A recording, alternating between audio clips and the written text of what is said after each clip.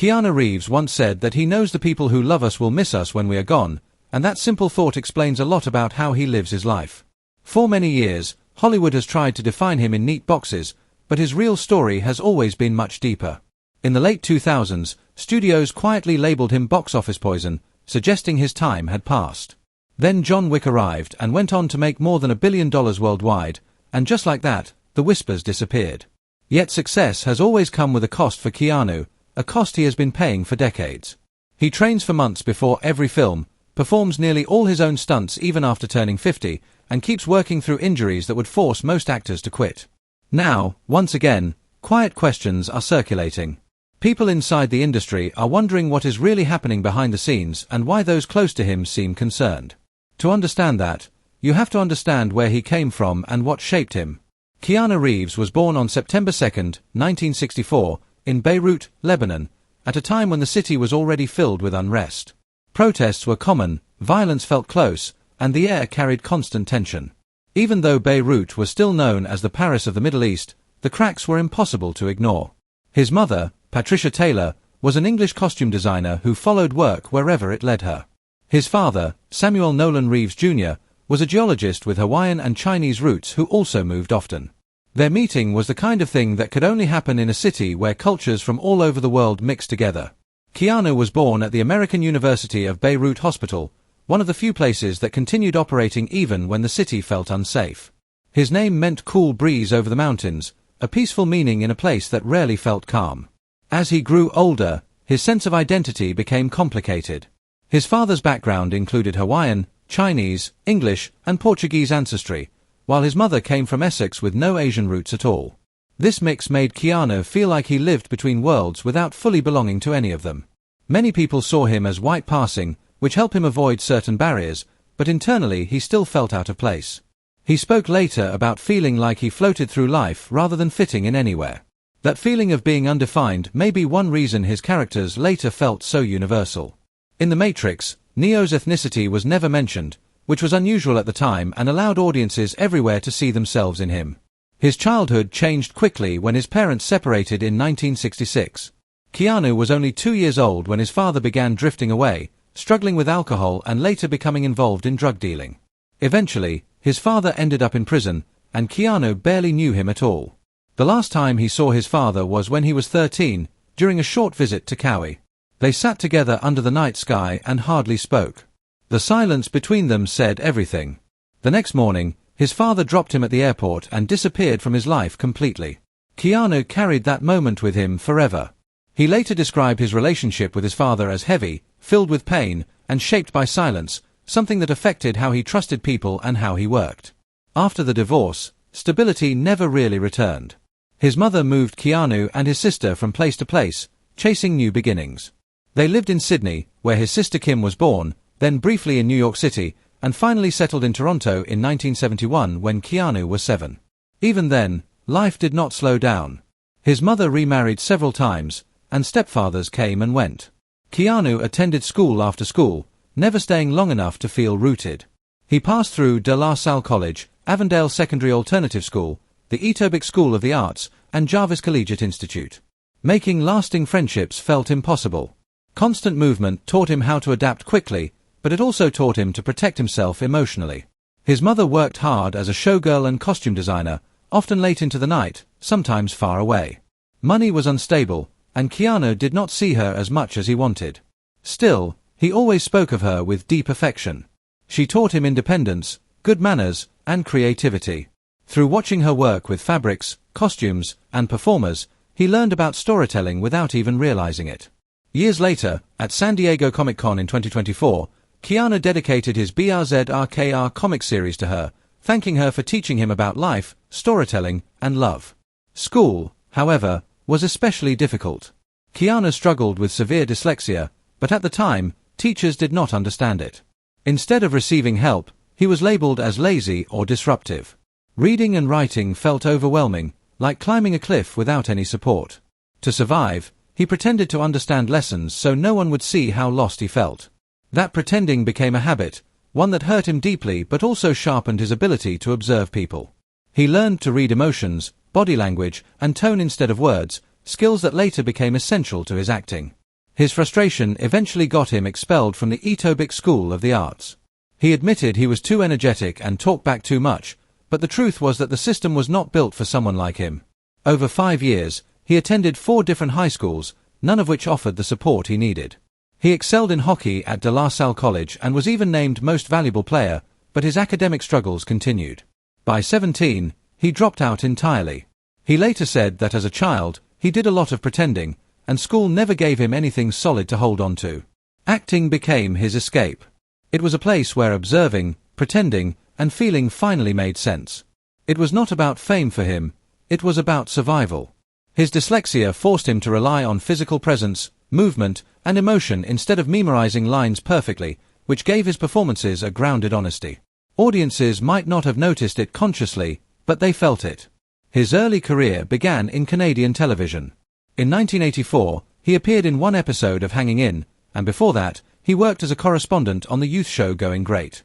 He filmed commercials, including one for Coca-Cola, and performed in small theatre productions. In 1985, he played Mercutio in Romeo and Juliet in North York. None of these jobs paid much, but they built his experience and confidence. He worked constantly, learning the craft long before Hollywood paid attention. In 1988, he took on a more serious role in Permanent Record, playing a teenager dealing with his best friend's suicide. The film was heavy, and Keanu approached it with quiet depth. While it was not a major hit, critics noticed his sincerity, especially since suicide was rarely addressed openly in films at the time. Then everything changed in 1989 when Bill and Ted's Excellent Adventure was released. Made on a small budget, it became an unexpected hit, earning over $40 million worldwide. Audiences loved its warmth and humor, and Keanu suddenly became a recognizable face. That success came with a downside. Hollywood saw him only as Ted Logan, the lovable but clueless character. Casting directors ignored his dramatic abilities, and he spent years trying to break free from that image. He deliberately chose challenging roles to prove himself. In 1991, he starred in My Own Private Idaho, playing a complex and vulnerable character. To convince River Phoenix to join the project, Keanu rode his motorcycle thousands of miles just to deliver the script personally. The film was critically acclaimed and deepened their friendship, showing the industry that Keanu had real depth. That same year, Point Break pushed him further into action stardom. He trained extensively, performed his own stunts, and committed fully to the role. Audiences and critics responded to his discipline and chemistry with Patrick Swayze. Then Speed arrived in 1994 and turned him into a global star. The film was a massive success, and his performance alongside Sandra Bullock made him one of Hollywood's top action actors. He earned millions per film, but he never chased money for its own sake. He even turned down $12 million to make Speed 2 because he did not believe in the script, choosing instead to tour with his band. While his career was rising, personal tragedy struck. In 1993, River Phoenix died after collapsing outside the Viper Room. Keanu witnessed the aftermath, and the loss haunted him. He did not speak publicly about it for over 25 years, choosing silence as his way of honoring their bond. Around the same time, his sister Kim was diagnosed with leukemia. For 10 years, Keanu supported her through treatment, often putting his career on hold. He became her caregiver, stayed by her side, and quietly donated millions to cancer research. In 1999, The Matrix changed everything again. Keanu prepared deeply for the role, studying philosophy and psychology to understand Neo. The film became a cultural phenomenon, and his decision to take a share of the profits earned him tens of millions. Quietly, he donated most of that money to leukemia research, never seeking recognition. Through all the fame, loss, and pressure, Keanu Reeves remained the same at his core, driven not by ego, but by empathy, discipline, and a deep understanding of pain and love. He even sold his house just to be closer to his sister, spending nearly $5 million on her medical care. On top of that, he quietly set up a private foundation to support cancer research and children's hospitals. He never put his name on it and never spoke about it publicly. He did not want praise or attention. For him, helping was not something to be advertised, it was simply something that had to be done. When the Matrix sequels were released in 2003, his earnings reached levels that shocked even Hollywood. Reports claimed he made more than $100 million, with some estimates going as high as $156 million. At the time, that made him one of the highest paid actors in history, especially when people calculated that he was earning roughly $1 million for every line of dialogue he spoke. Even with that kind of money, he did not keep it all for himself. He gave large portions to the costume department and the visual effects team because he believed their work was just as important to the film's success. Stories spread about how he gave up around $75 million of his earnings and even bought Harley-Davidson motorcycles for the 12 stunt performers who worked closely with him. Long before his later career highs, generosity had already become part of who he was. Then, on December 24, 1999, his life changed in a way no success could soften.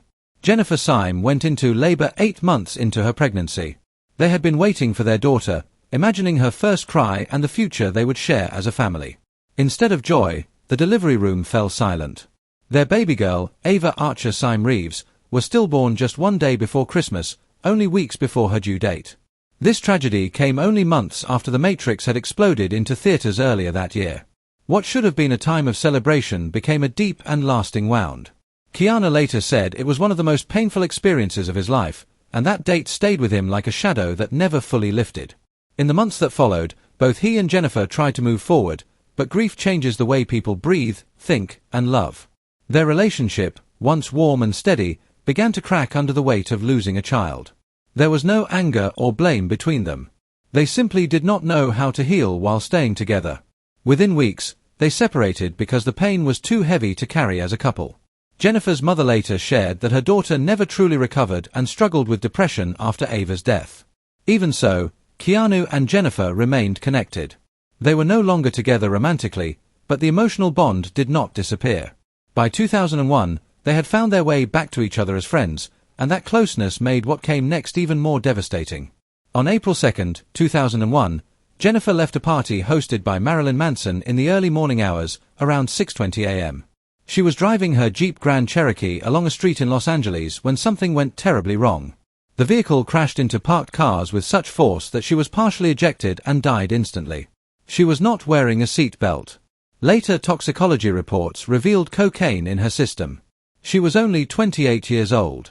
When Keanu called the coroner's office to identify her, they told him she had already been identified. It became the second unbearable loss in less than 2 years. First his daughter, then the woman he still deeply cared for. The grief crushed him quietly, away from cameras and headlines. In rare moments, Keanu has spoken about Ava, saying her death was the most difficult experience of his life and that he grieves her every single day. Time moved on, but the pain never left. Losing her permanently changed how he saw love, loss, and survival. After Jennifer's death, he pulled back from the Hollywood spotlight. He stopped chasing massive studio projects and turned towards smaller, quieter films. He served as a pallbearer at her funeral, and afterward, he chose work that did not demand constant public attention. During that period, his film choices reflected his inner state. He appeared in The Watcher, which earned $47 million worldwide, and Sweet November, which made $45 million but was poorly received by critics. He was not looking for hits. He was looking for a way to exist without being overwhelmed. He worked on films like Hardball in 2001 and The Gift, staying away from the intense pressure that major studios expected from him. He needed space, and he allowed himself to take it. Despite everything he had been through, one thing about him never changed. He believed deeply in the people he admired. Time and again, he took major pay cuts so other actors could join his projects. For The Devil's Advocate in 1997, he gave up millions so Al Pacino could be cast. For The Replacements in 2000, he delayed his salary so Gene Hackman could sign on. To him, the quality of the work mattered far more than the size of his paycheck. That kind of humility is rare in Hollywood, but for Keanu, it came naturally. In 2005, he starred in Constantine, a film with a budget of $100 million that went on to earn $230 million worldwide. Even so, Warner Brothers labeled it a disappointment because it did not meet their highest expectations. It opened with just under $30 million in the United States, and audiences did not return in large numbers during its theatrical run. Over time, however, something interesting happened. People began re-watching it. They started appreciating its dark tone and Keanu's restrained performance. Slowly, it developed a cult following, becoming one of those films that outlived its box office numbers.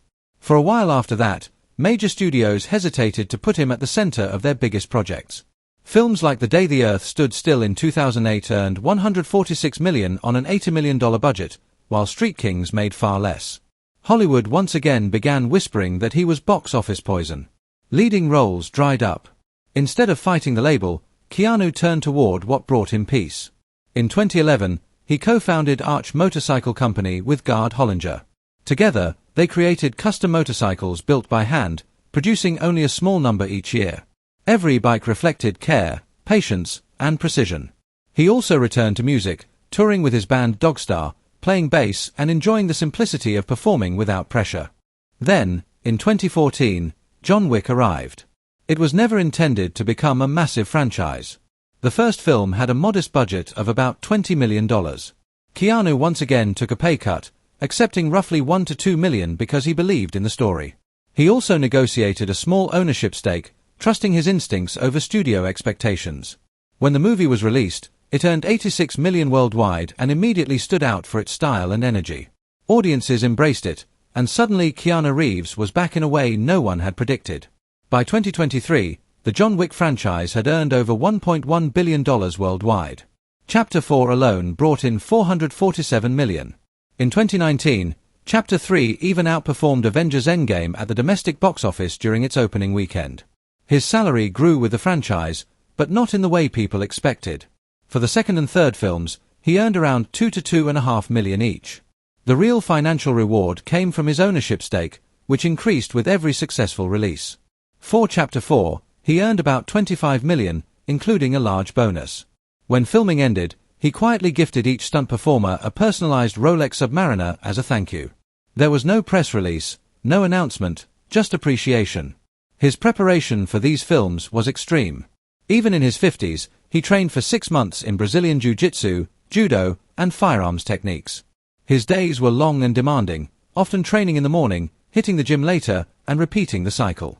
He learned to move seamlessly between combat styles to make the action feel real. For later films, he trained for months again and performed nearly 90% of his own stunts. Every fall, every punch, and every movement came from his commitment to authenticity. At the same time, something gentler entered his life. In 2019, he appeared on the red carpet with artist Alexandra Grant. They had been friends since 2011, working together on creative projects, including a book he wrote. Over time, that friendship deepened into a quiet and stable relationship. By 2023, he spoke openly about the sense of balance and connection it brought him. They were later seen together sharing simple moments, and people close to them described it as the healthiest relationship he had ever experienced. Behind all of this, he never stopped giving quietly. After his sister's long battle with leukemia, he donated most of his Matrix earnings to cancer research. He sold his home, spent millions on her treatment, and created a foundation that supported families without ever attaching his name. The foundation has operated for years, helping countless people without seeking recognition. In 2025, at 61 years old, he took on a new challenge by making his Broadway debut in Waiting for Godot alongside his longtime friend Alex Winter. The production succeeded quickly, recouping its investment in just 8 weeks and raising hundreds of thousands of dollars for charity. Critics praised his performance for its honesty, and audiences loved seeing him share the stage with an old friend. Even at this stage of life, he trained almost every day, pushing his body despite injuries from decades of physical roles. He avoided stunt doubles whenever possible, believing audiences deserved real effort. His discipline, humility, and resilience became as much a part of his legacy as any role he ever played.